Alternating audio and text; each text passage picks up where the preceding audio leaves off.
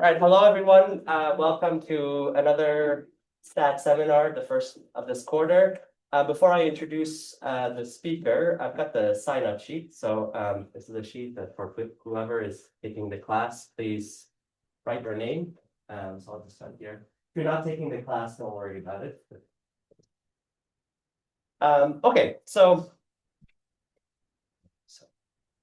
today we have the pleasure of, as our speaker, Eleanor Feingold, who received her PhD in statistics from Stanford University and lays claim to being the person who first introduced genetics research to the department there. After a brief stint in the Department of Biostats at Emory, she spent 26 years in the Department of Human Genetics at the University of Pittsburgh, eventually serving as a chair of the department and also the executive associate dean of the School of Public Health. Her research career has been in the statistical genetics and genetic epidemiology with a particular focus on female reproductive traits. You can guess my lack of knowledge of genetics. I don't know how to pronounce the aneuploidy and Down syndrome. She's passionate about statistical thinking in science and about teaching statistics. So she's been now serving as a dean of College of Science at the Oregon State University, where she has helped grow the data science program within the Department of Statistics. So please welcome me in bringing Eleanor to the. Thank you. Thanks. So I had to think very hard about what to talk about today because, if I'm being honest, it's been a few years since I thought of myself as a real statistician. My training's in statistics and statistics at Stanford. Oh, and by the way, that bit about introducing genetics to the Stanford Statistics Department is sort of tongue-in-cheek. It's true, but I can take zero credit for anything that happened after that. I just want to be clear. So I spent the first part of my career doing kind of the very statistical side of statistical genetics, and then I moved, like many of us, to where I became more and more of a geneticist, and probably the last 15 years I would have identified myself as a geneticist. And I really focused more on the science I was trying to get to rather than the statistical issues behind it.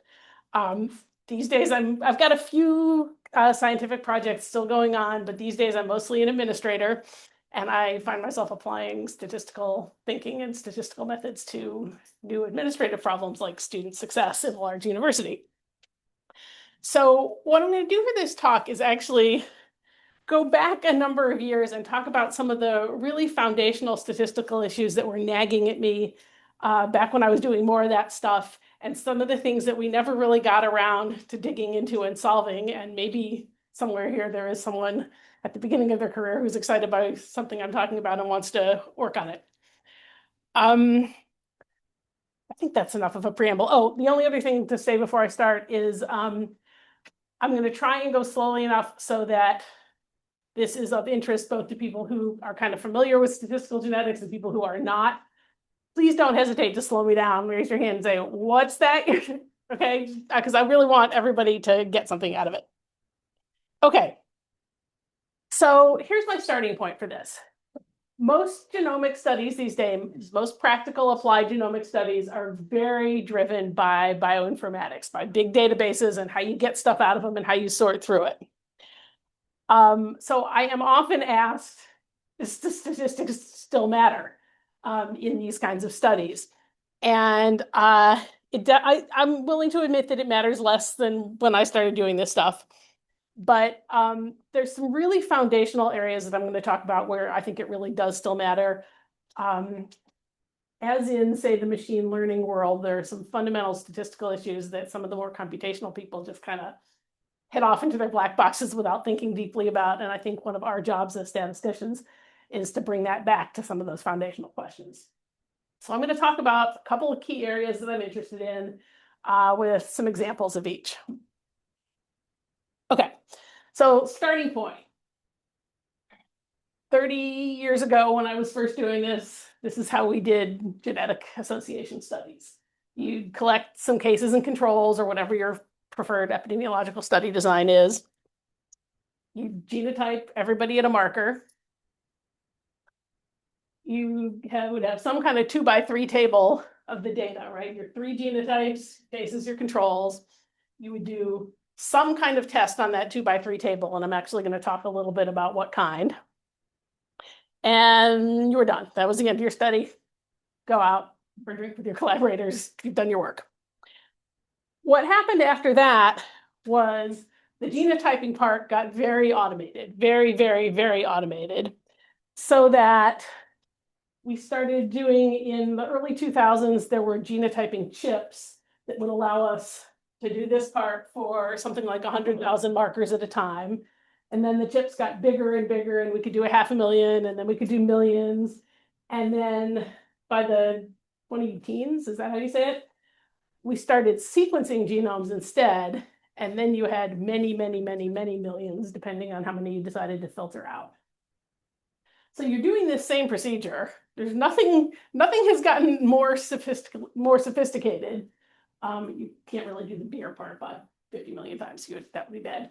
But we're just doing the same thing many, many, many times. So what's so interesting about that? Well, here's a couple things that I think are interesting about it that I've been kind of obsessed with over a period of years at this point. One is, when we choose statistics to use, test statistics, we base it on their properties for doing a single test, and I'll show you more about what I mean. But when you're doing a million tests instead of just one, those properties we've selected for are not necessarily the right ones anymore.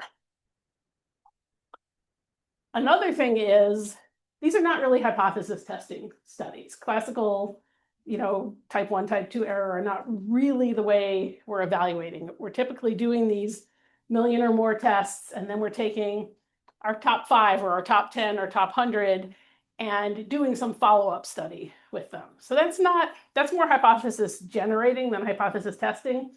And if you're being careful about the philosophy behind your statistics, you can do better than just sort of blindly talking about type 1 and type 2 error. And then finally, I think we go in circles on this one. We're often fuzzy about our scientific goals. The basic science and trying to find something causal versus prediction, where we don't really care what the predictors are. We just care whether they predict the outcome. I'm sure everyone in this room knows a lot about that, has probably, hopefully, thought a lot about that. But it's what do I want to say? It's sort of a sand trap in all of our work where we kind of forget to be careful about the distinction. And I'll talk more about that too. All right, so let me start by talking about this issue of properties of good statistics. And I'm going to take you way, way, way back to do this. The problem is we need to worry about the properties of the extreme values of the test statistics. So in other words, like I said, we develop these tests that behave sensibly on average. But if we're doing it a million times and following up the top 100 results, we need a statistic that is where the order statistics are well behaved, where the top 100 are well behaved as opposed to on average. So here's an example from way back, but the principle is still there. This is a spreadsheet from the first microarray experiment I ever analyzed. Microarrays were how we used to do gene expression in the prehistoric era. There are data here from 3 control mice, 3 treatment mice. There's a row for each gene, for the expression of each gene. We've computed a t-test for each gene and sorted them with the biggest t-tests at the top. Well,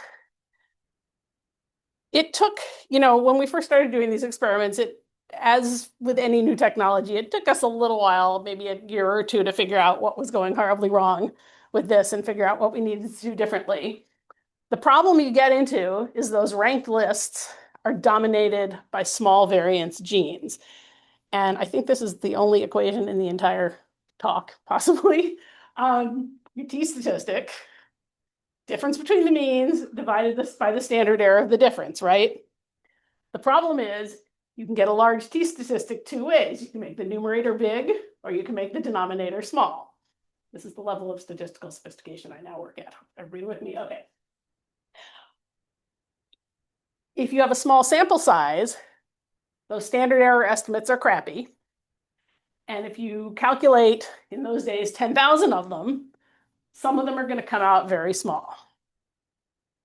So then your list of differentially expressed genes gets dominated by these randomly small standard error estimates, not by the big differences in the means. So it took people a couple of years to figure out what to do about this. The best solution was really a shrinkage estimator, where you add a little constant to the denominator and it smooths everything out. There are cruder and more elegant ways to do the shrinkage estimator, but the basic idea is there. So the point is, the t-statistic has the best properties on average. That's where it comes from, right? But the shrinkage estimator has the better behaved order statistics, the better behavior in the extremes. So that's kind of my basic example and my basic point about why we need to think a little differently about what test statistics we're using in these studies, because we need to know how those order statistics behave. Questions, comments, thoughts? All right, let me show you a couple more examples. Oh yeah, please.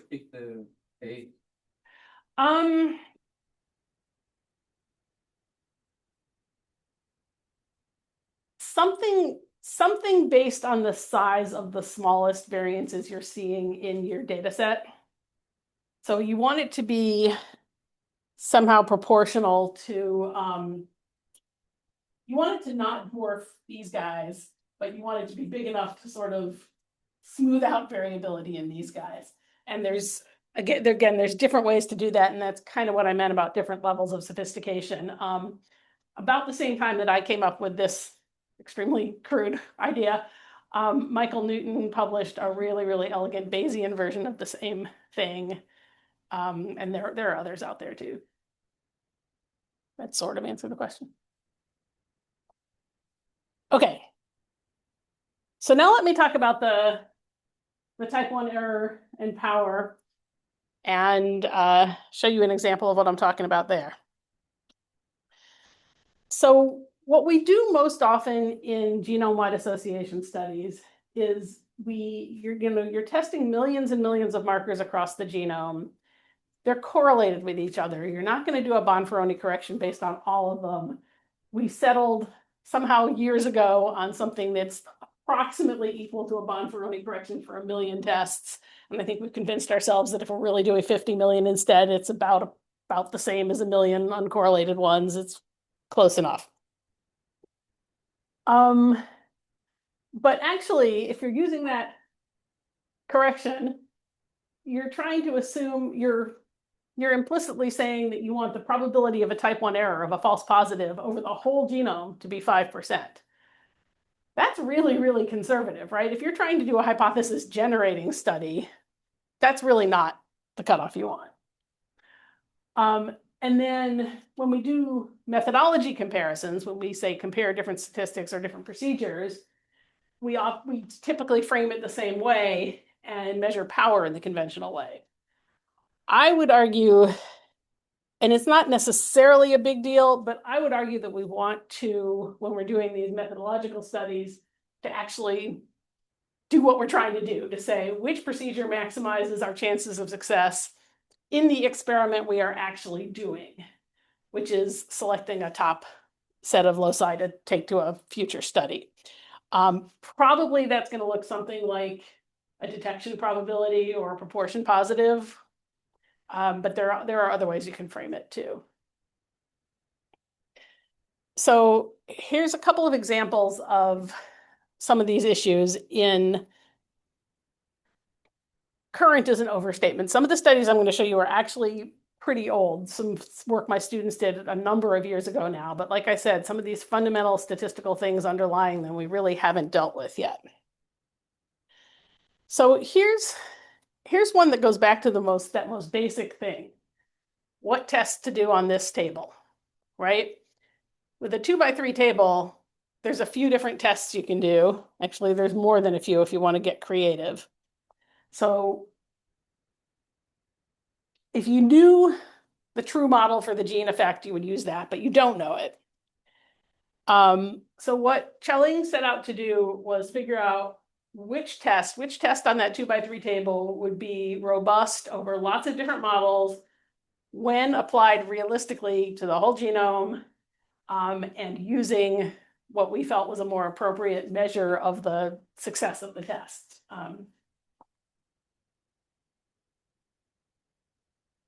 I don't know that we want to go through all of these, but yeah, sorry, go ahead. Yeah. Clarify what you mean by like the detection probability. Yeah, sorry, I should have thrown a slide in for that.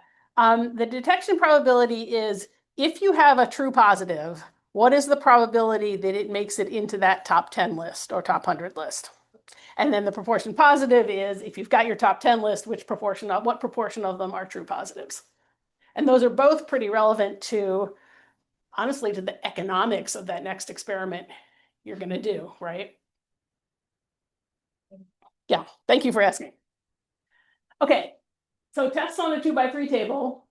We can do a 2-degree of freedom test. We can do a linear trend test. We can do what we would call a recessive or a dominant test, which basically codes the 3 genotypes this way. This is the linear trend test, assumes an additive genetic model. This is pretty old-fashioned at this point, but you can also condense it to a 2x2 table based on just the alleles, not the genotypes, and test that. And then at one point in the literature, there were suggestions, whoops, that was interesting. At one point in the literature, there were suggestions of doing tests that were sort of the best of several. So like you do all 3 of these and pick the minimum p-value from those 3. At the totally at the theory level, by the way, you can prove that this is basically equivalent to that. But so Chelling set out to sort of to actually answer the question of which of these is best.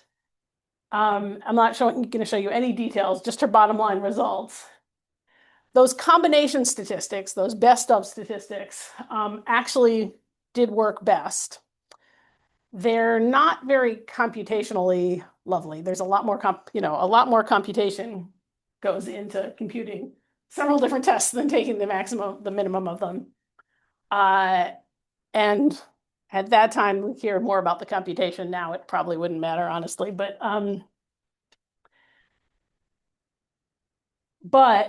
that linear trend test, which is the one that pretty much everyone uses, was just about as good. So that was a nice confirmation that what we were doing made sense. However, one of the things that was happening at the time she published this paper was right around when we started doing massive amounts of sequencing. And when you do sequencing instead of genotyping chips, you get a lot more rarer alleles in the mix. Instead of everything being like 70% one allele, 30% the other, or 95 and 5, you start to get a lot of ones in the mix that are 99.9% one allele and 0.1% the other one or something. We realized kind of as we were going to press on that paper that the right answer came out a little differently if you assumed there were a lot of rare alleles in the mix. This is in the category of things I never followed up on because I didn't really keep doing this kind of work at that point. So that's an open question.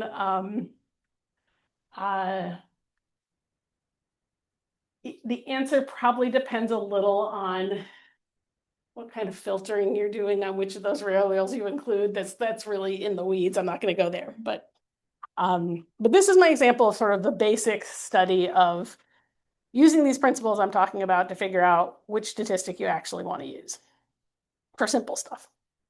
Questions? Okay. Might skip that one. I'm gonna skip that one. A similar one that came up was looking at statistics for analyzing the X chromosome. Now, most genome-wide association studies still do not bother analyzing the X chromosome. Good, I've got a laugh out of them. There is really no good excuse for that. Really the answer, a lot of it is laziness. You can press one button and get the rest of the genome out, and you might need to do something a little different for the X chromosome, and we don't stop to do that. There's also still some uncertainty about what statistic to use for it. Here's what it looks like. So on the X chromosome, females have 2 X chromosomes, males have 1, right? So when you code the genotypes in a statistical model, you use that linear trend test that we were just talking about, and you code your females as 0, 1, 2 for the 3 genotypes. Okay, now if males only have 1, what do we code them as? You could put start a male A at 0 and assume it's equivalent to a female AA. Or what are you going to do with the male Bs? Are those zeros? Are they 1s? Are they something else entirely? Separate factor. Sorry? Separate factors. Yeah, so if I'm understanding, one answer to this question is you want a sex effect in that model. But you still, if you're fundamentally trying to control for that sex effect and understand the genetic effect, you still probably want a good model for this, right? So there's a few choices out there. A lot of software defaults to coding those males as 0, 1. Alternatives would be to code the males as 0, 2. There is a statistic that David Clayton proposed, which very nicely also accounts for different variances. It's one of the things that mathematically you can figure out from this model is that the males and females are going to have different trait variances. And so you can incorporate that in. And then there's others out there that are more ad hoc, which doesn't necessarily mean they're bad, but there's others out there. So I went back to my favorite question again, which is how do these various statistics behave when you apply them to real whole chromosome data? So for example, that Clayton statistic, which is clearly the correct statistic by standard theory because it accounts for the different variances and all that, it has a built-in assumption of equal male and female allele frequencies. But if you take real X chromosome data, this is a histogram of the difference between the male allele frequency and the female allele frequency. There should be no difference between males and females. It's centered on 0, but over a whole chromosome, there's some natural variation there, okay? So the question is, hypothetically or possibly, that Clayton statistic, if it doesn't behave well here, could maybe be doing something like picking out the loci that by accident have the biggest male-female difference rather than actually finding the most important loci. So we wanted to test that. We did an experiment. This inner thing is that same histogram I just showed you of the actual male-female variation. And then we spiked in some bigger variation. We spiked in some loci that had bigger male-female differences to make sure we could see the full range of behavior. Turns out that the Clayton statistic actually does really just fine within this range. The bigger range does cause problems, but I would think that in real life, if you were going to apply this, you would want to look at the range of male-female differences in your own data first before deciding. So bottom line result is use that 0, 2 coding for males, use a sex effect in the model. If you don't mind the computation, that Clayton statistic actually does pretty well. And okay, and that's it. So again, example of looking carefully at the statistics and making sure you understand the behavior of the order statistics of them, the extremes. What else? Okay. Here's some more. Which ones do I want to talk about? Let me talk about two slightly newer problems. This one is work, sorry. This one is work I did pretty recently. Case control studies for Alzheimer's based on some very, very large data sets that have been made public. One of them is ours, but it's in the public realm now, and the other one is, another one we grabbed. When people design genetic studies of Alzheimer's, they have often recruited controls who are older than the cases, right? Because you sort of want, the thinking is, from the epidemiological side, you want to assume those people are old and have not gotten Alzheimer's yet. You want to sort of purify your controls. But when we started doing some of these big sequencing studies, we realized that was causing problems. And here's what happened. So the usual way you would do your association study, you'd fit a regression model, you control for age, for sex, and for some other known risk factors. But the cases and controls, if they have really different age distributions, as soon as you put age into this model, you're confounded, you're completely confounded. If your cases and controls have really different ages, you get in trouble if you put age in the model. So here's the two data sets we were working with in this study. The red is cases, the whatever color that shows up as is controls. And this is the age distribution. So in one of the data sets, there's plenty of overlap, but the cases are definitely on average younger than the controls. And in the other one, the controls had been selected to be almost entirely older than the cases. So we had like practically complete confounding in this one.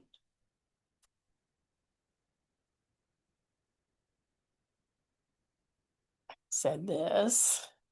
Age is a confounder, so you've got two versions of the same problem.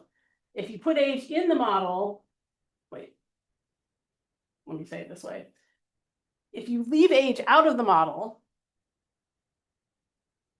and your cases and controls have really different ages, your model is going to pick out the loci with the biggest allele changes over age, right? Which may not be the ones that you care about.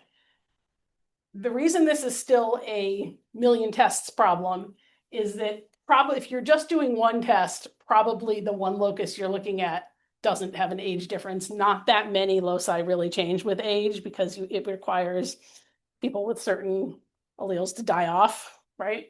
So if you're really just testing one locus, you're probably not going to run into this problem. But if you're testing the whole genome, the ones that rise to the top are going to be the ones that are driven by the age difference.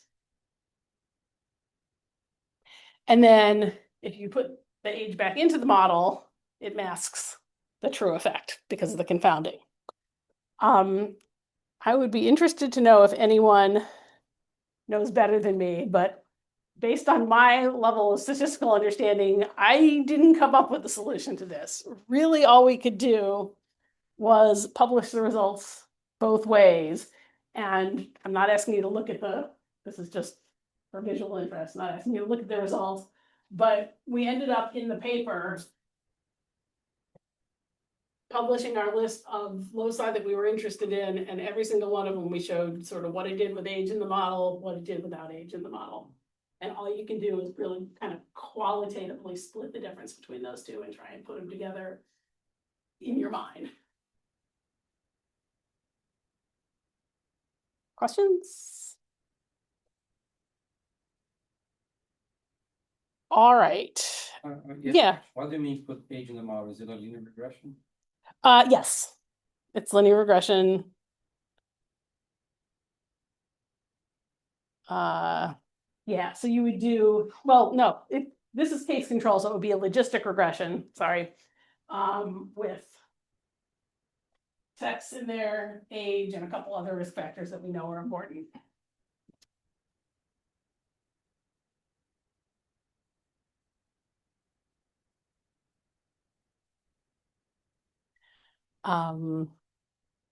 Okay. Let me show you one more that I think is really interesting because it is pretty contemporary and I think has not been dealt with yet. So this one has to do with how we do that genotyping when we are sequencing people instead of using chips. So chip data, you get raw data that has like fluorescence intensities and you turn that into, I didn't show a picture. You turn that into calls of this person has an AA, this person has a AB, this person has a BB. And there is certainly error in that procedure. There's, all kinds of things interesting or weird about that procedure, but it's fundamentally unbiased towards those alleles. Errors in favor of an A or a B are, at least in general, roughly of equal likelihood. As soon as we start sequencing, we actually even use a different name for it. We don't call it genotyping anymore. We call it variant calling. And embedded right in that name is an indication of the fact that there is now bias. We are assuming a reference sequence. We start, our procedures start by assuming everyone has the same genome. And then we look for evidence in our data that someone has a different allele at a different spot, okay? So there is a built-in bias in the genotyping now, for good reasons. I don't think you'd want to go the other way, but recognizing that bias has all kinds of implications on downstream procedures, and I really don't think we as a field have dealt with that yet. Here's one little example, and don't worry about the details here. We did a study of cleft lip and palate. This was working with Mary Marazita at the University of Pittsburgh. And when you do these genomic studies, you do all kinds of data cleaning, some of you know better than me, and you filter out lots of loci that you think didn't make the quality cut. Well, one of the criteria you sometimes use for that quality cut is what's called Hardy-Weinberg equilibrium, which is basically the balance between the three genotypes, which, if it's way out of balance, probably means something went wrong with your genotyping. Well, this was one of our early clefting studies, and this is, again, don't worry about the details. This is a list of sort of all the ways that we filtered out some of the loci. When we got to the end of our study, we realized that we had a list of variants that we actually knew were important. They weren't showing up in our results. When we went back, we realized that these Hardy-Weinberg tests had filtered them out. And it was pretty clearly a result of that bias in the genotype calling here. There were also some reference population issues. I'm not going to go into that here. So what we got out of that was we re-cleaned much less aggressively that data set and moved on with it. One thing we learned from it, which I think people know, it's one of these things we all know but then ignore when we don't have time to deal with it, is that using the right reference sequence, starting with the right reference genome, is really, really important. But this is the one we really have not dealt much with, is understanding the effects of that allelic bias on all of the downstream procedures we do from there, on the data cleaning procedures, on that basic test statistic, what are you doing with that 2x3 table, on the black boxes that do the fancier stuff.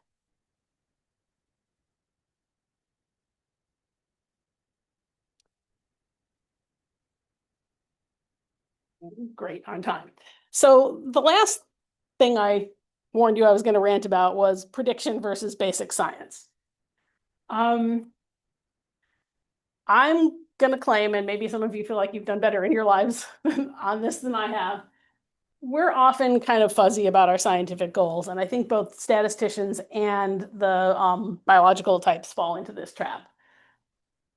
It really matters whether we're trying to find specific predictors, potential causes of disease, potential mutations that are potential genetic mechanisms, or if we're just trying to predict outcomes, who's going to get sick, who's going to benefit from a particular treatment. Polygenic risk scores is the currently hot name in genetics for doing that. People also talk about, personalized medicine and that sort of thing.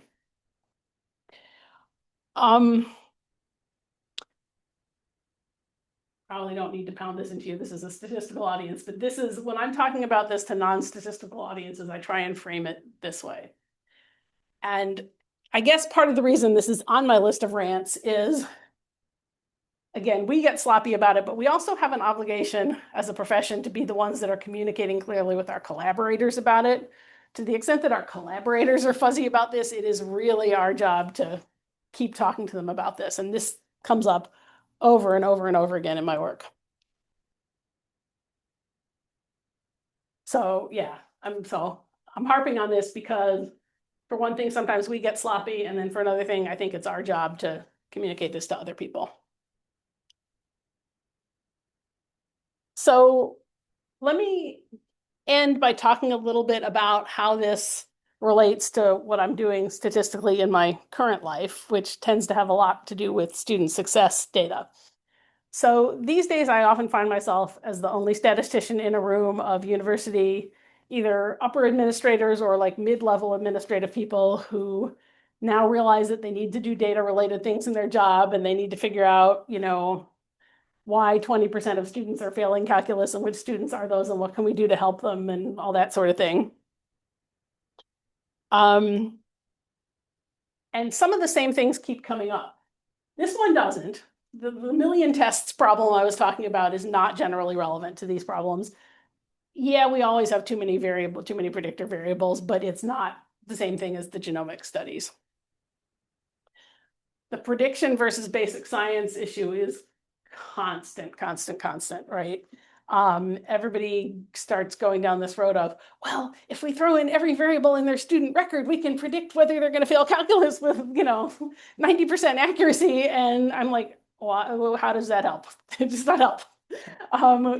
Especially when you get down to the social science aspect of it, and you realize you're basically predicting their failure rate from what kind of high school they went to and what community they went to before they came to college, right? On the other hand, I mean, there are good, I'll be a little more fair, there are good uses for prediction models too, right? If you can predict, you can do some of these student interventions where you like ping them with texts and say, hey, remember to go to the tutoring center before your exam or whatever. There are potentially good uses for both prediction and basic science in that. The other issues that continually come up in the student success work that I'm doing now are, don't laugh, denominators matter.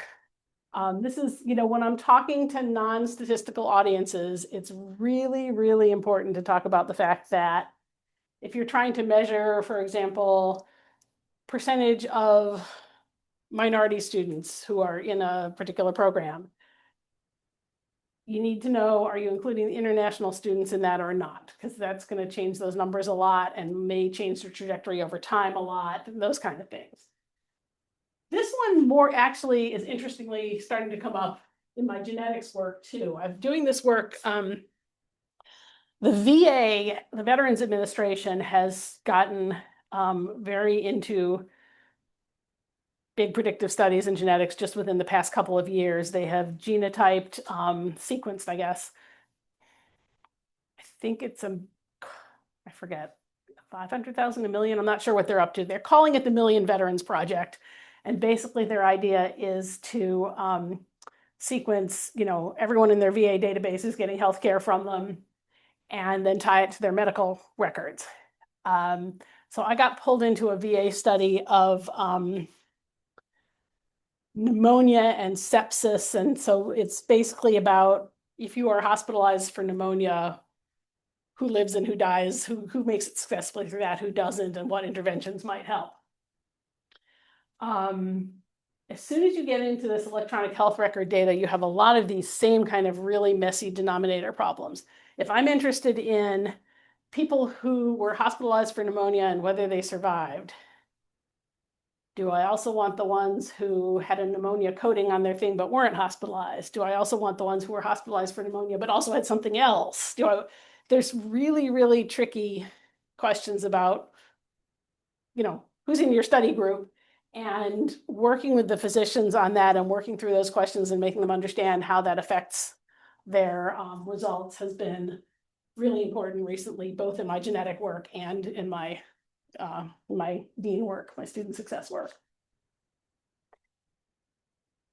And then the other thing I talk about a lot in my dean job is Simpson's paradox. Who knows what Simpson's paradox is? Okay, a lot. A lot of us teach this Berkeley admissions data in like the first class of an intro stat class. I've done that for years. So, the idea of this Berkeley data set, and again, you're not trying to read it. This is a screenshot from the Wikipedia page. This is back to the 70s, where Berkeley briefly thought that they had a problem of sex discrimination in their admissions because they were looking overall over a whole bunch of programs at males versus females and their success at getting admitted, and it looked like they were discriminating. And then when some of my friends in the statistics department looked at it and separated it by program and broke it down, they saw that it was actually kind of the opposite. Within each program, the discrimination, if you want to call it that, actually kind of went the other way.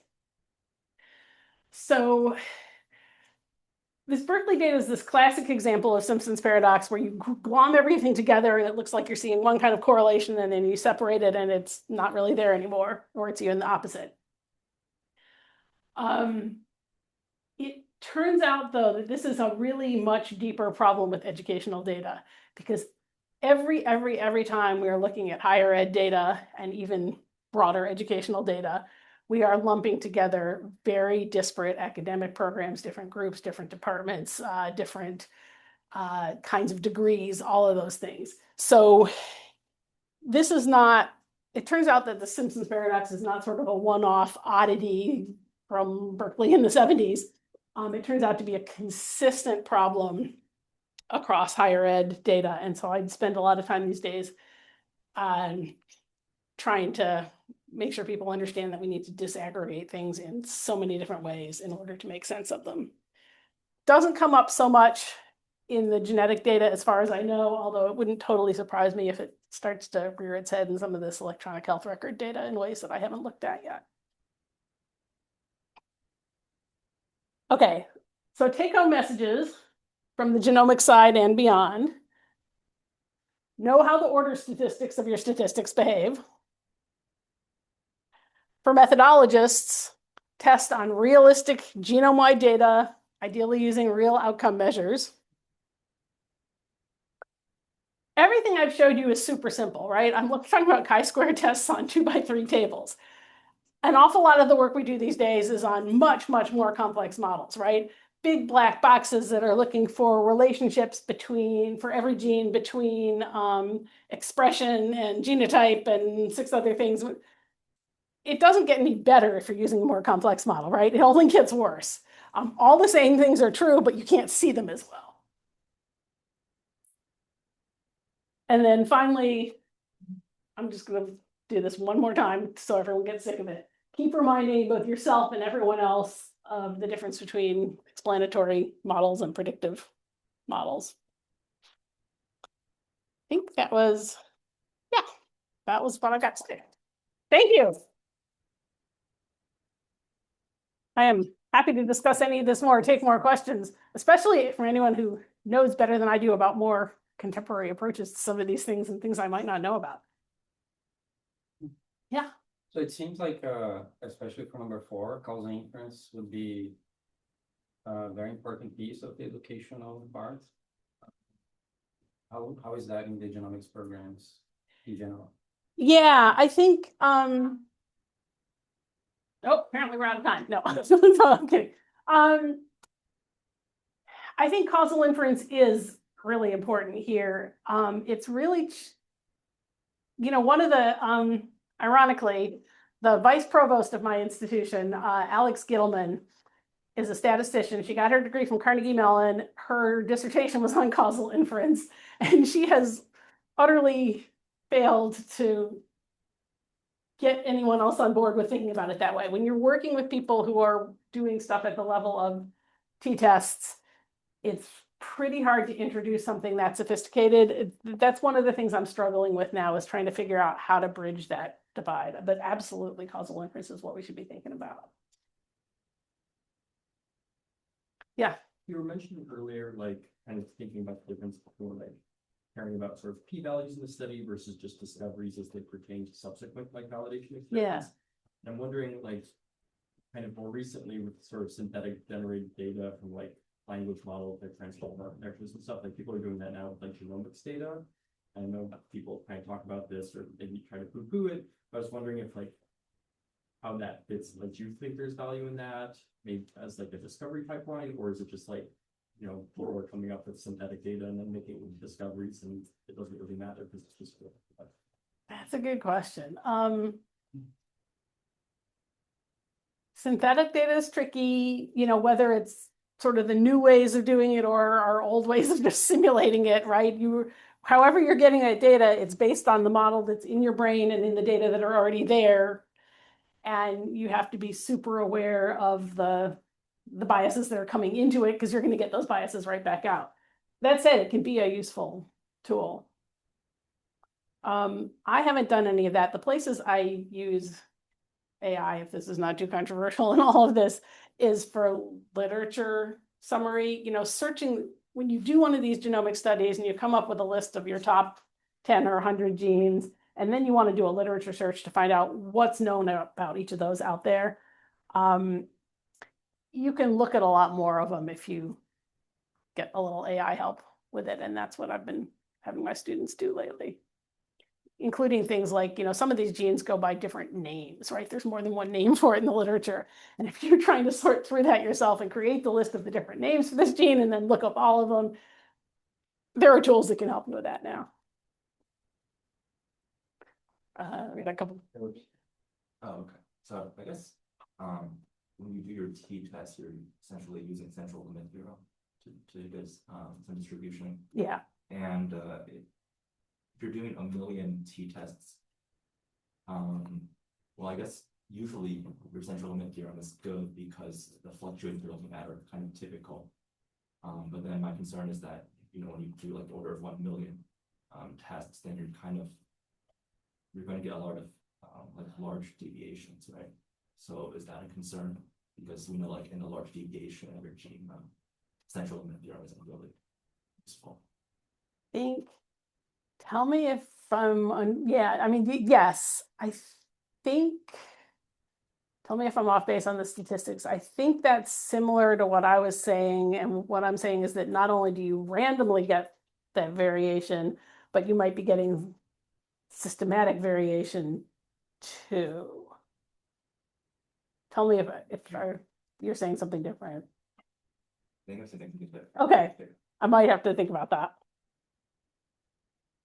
I guess also with I guess more contemporary developments with regards to like causal inference in the genomic settings, like I guess this is a more recent intervention, like on the biological side of like perturbative data, if you're familiar with it, where they not only do like the single cell like RNA sequencing, but then they're also like perturbing which genetic variation is there. So then when you have these perturbations, you can like get a better sense of like maybe like regulatory mechanisms. But Yeah. I'm curious, like perhaps if that could also spread insights on like the GWAS type studies as well.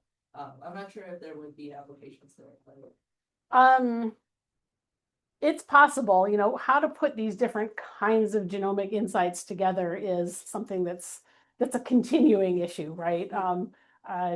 15 years ago, it was just how do we combine expression and sequence, and now we've got so many different variations coming in. Yeah, I think that's going to be an exciting and continuing problem for all of us.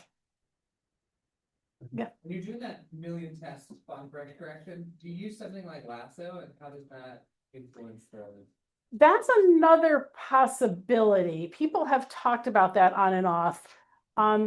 You know, the thing is, it's a million independent tests. So the kind of sophisticated variable selection procedures you get into with lasso and, you know, offshoots are probably not as necessary, at least in my mind. Again, I'd be very open to anyone who knows more telling me more about that. It's not quite like variable selection for like a giant regression model, because you're never doing them all at once. You're just, yeah,